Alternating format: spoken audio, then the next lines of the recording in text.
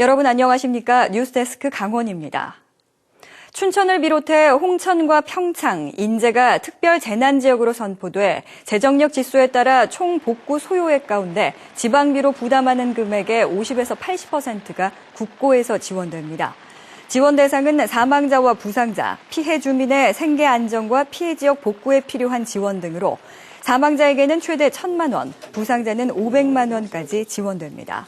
또 유질되거나 완전히 부서진 주택은 융자를 포함해 3,000만 원까지, 반판은 1,500만 원, 단순 침수는 100만 원이 지원됩니다. 한편 정부 재난합동조사반의 조사 결과 피해액은 춘천 240억 원, 홍천 136억 원, 평창 96억 원, 인제 73억 원으로 나타났습니다. 평창 동계올림픽의 주 무대인 대관령이 비가 오면 고랭지 밭에서 쓸려 내려온 흙탕물로 몸살을 앓고 있습니다. 환경올림픽 개최를 위해 흙탕물 저감 사업이 본격적으로 추진됩니다. 보도에 조성식 기자입니다. 대관령을 관통해 흐르는 송천. 비가 내리면 붉은 흙탕물이 하천 전체를 뒤덮고 있습니다.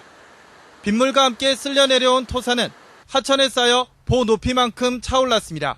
1년에 한 번 꼴로 준설을 하는 걸로 알고 있는데 지금 저게 작년 가을에 한 상태니까 모래 쌓이는 양을 눈으로 볼 수 있겠죠. 해발 700m에 위치한 고랭지밭. 장맛비에 밭 곳곳이 유실됐고 인근 배수로는 흙으로 가득 차 제 기능을 못하고 있습니다.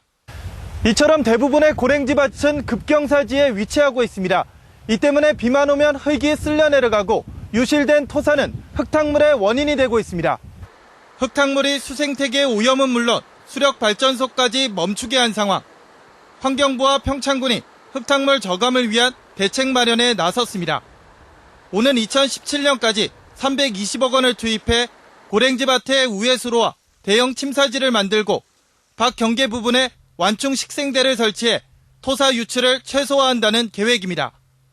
하지만 경사도를 낮추고 밭둑을 쌓는 등 땅 주인들의 협조를 이끌어내는 것이 여전히 숙제로 남았습니다. 식생대를 조성해서 풀을 심는데 풀도 그냥 풀이 아니고 산마늘이나 이런 그 소득에 연관되는.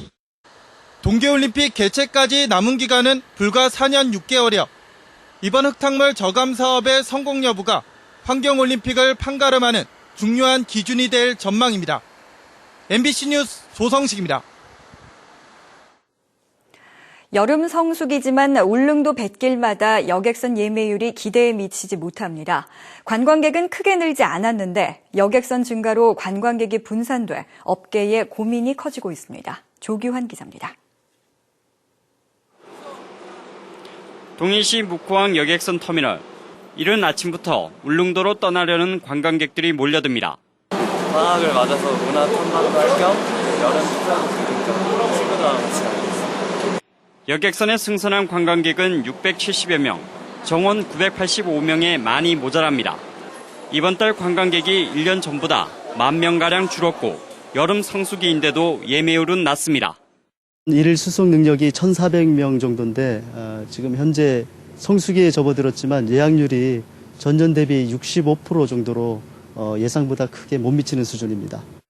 예년 같으면 여름 성수기에 일부 항로에선 여객선 정기 운항 횟수를 늘렸지만 올해는 그렇지 못합니다. 관광 경기 침체와 긴 장마 탓도 있지만 무엇보다 울릉도로 향하는 여객선 항로가 늘어나 관광객이 분산된 게 원인입니다. 1년 새 경북 후포와 포항, 강릉에 여객선이 추가 취항해 전국의 울릉도 여객선은 4척에서 7척으로 늘었습니다. 뱃길 관광객은 작년과 비슷한 수준인데 관광객은 빠르게 분산돼 선사뿐만 아니라 여행사들도 힘들어합니다. 여객선이 늘어나다 보니까 목의 활동이 상당히 어려운 실정이고 여행객들도 분산되고 있는 실정이고요. 따라서 여행업계에서는 거기에 따라서 모객을 해야 될 수밖에 없는. 게다가 울릉도에 공항 건설까지 확장되면서 앞으로 항공기 운항도 예상돼 울릉도 뱃길 관광에 위기감이 감돌고 있습니다. MBC 뉴스 조규환입니다. 여름밤 대표적인 독립영화 축제인 강릉 정동진 독립영화제가 올해로 15주년을 맞았는데요. 꾸준히 관객과의 거리를 좁히며 독립영화 저변을 확대해온 가운데 올해는 더 특별한 행사를 위한 준비가 한창입니다. 박은지 기자입니다. 1999년 푸른 동해바다를 벗삼아 작은 초등학교 운동장에서 시작된 정동진 독립영화제. 전용관에 비해 시설은 열악하지만 여름밤의 낭만과 추억을 담은 국내 1호 야외극장은 독립영화의 불모지였던 강원도 그리고 강릉을 15년 만에 독립영화의 산실로 만들었습니다. 지금까지 270여 편의 독립영화가 상영됐고 29명의 감독에게는 관객이 직접 동전을 던져 시상하는 땡그랑 동전상의 영광이 돌아갔습니다.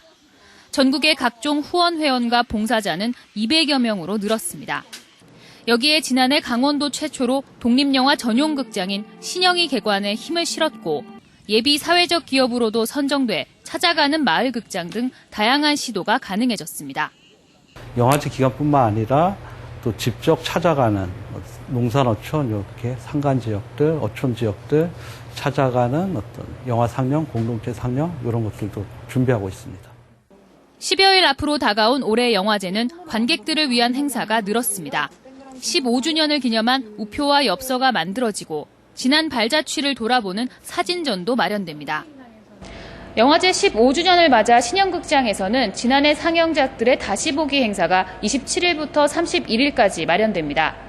관객들이 많이 찾아주시고 많이 사랑해주셔서 지속될 수 있었던 것 같아요. 그래서 그 보답을 하기 위해서 사진전 이런 이벤트도 준비했으니까 많이 참여해주시면 감사하겠습니다. 별이 지는 하늘, 영화가 뜨는 바다, 강릉 정동진 독립영화제는 다음 달 2일부터 4일까지 변함없는 낭만을 싣고 찾아올 예정입니다. MBC 뉴스 박은지입니다. 경북 동해안까지 적조주의보가 확대되면서 강원 연안에서도 적조 확산에 대한 긴장감이 높아지고 있습니다. 국립수산과학원은 어제 오후 경북 포항시 남구 장기면 양포리에서 북구 청하면 월포리까지 동해안 해역에 적조주의보를 내렸습니다. 이 지역의 바닷물에서는 유해 적조 생물인 코클로디니움 밀도가 기준치인 밀리리터당 300개체를 넘어선 밀리리터당 1000개에서 2000개 개체가 확인됐습니다. 경북 동해안은 2008년 이후 6년 만에 적조주의보가 발령된 것으로 냉수대가 약화되며 적조가 빠르게 북상해 강원 동해안 연안의 적조 예찰이 더욱 강화될 전망입니다. 해경이 피서철을 맞아 해변을 찾는 여성들에게 신체의 일부 부위를 몰래 찍는 일명 몰카에 대한 주의를 당부했습니다. 해경은 올 들어 전국 해변에서 몰카를 찍은 5명을 적발했으며 이들은 스마트폰이나 디지털 카메라를 이용해 여성들을 몰래 찍은 혐의가 있다고 밝혔습니다. 해경은 몰카 적발 시 5년 이하의 징역 또는 1,000만 원 이하의 벌금을 물게 되며 범죄 예방과 처벌을 위해 성범죄 특별수사대를 가동하고 있다고 밝혔습니다. 도내 소비자 심리가 7개월 연속 낙관적인 상태를 이어갔습니다. 한국은행 강원본부가 발표한 7월 소비자 동향 조사 결과에 따르면 도내 소비자 심리지수는 107로 6월과 같았습니다. 도내 소비자 심리지수는 지난 1월 103을 기록한 이후 7개월째 100 이상을 유지해오고 있습니다. 소비자 심리지수가 100을 넘으면 앞으로 생활 형편이나 경기, 수입 등이 좋아질 것으로 보는 사람이 많다는 의미이며 100 미만이면 그 반대입니다. 도내 초중고등학생의 90%가 스마트폰을 갖고 있는 것으로 나타났습니다. 교육부가 초중고등학생의 스마트폰 보유 현황을 전수조사한 결과 도내 초중고등학생의 90.2%인 13만 7,600여 명이 스마트폰을 갖고 있는 것으로 조사됐습니다. 특히 초등학생도 52.3%로 절반 이상이 스마트폰을 보유하고 있으며 중학생은 86.3%, 고등학생은 90.2%로 나타났습니다.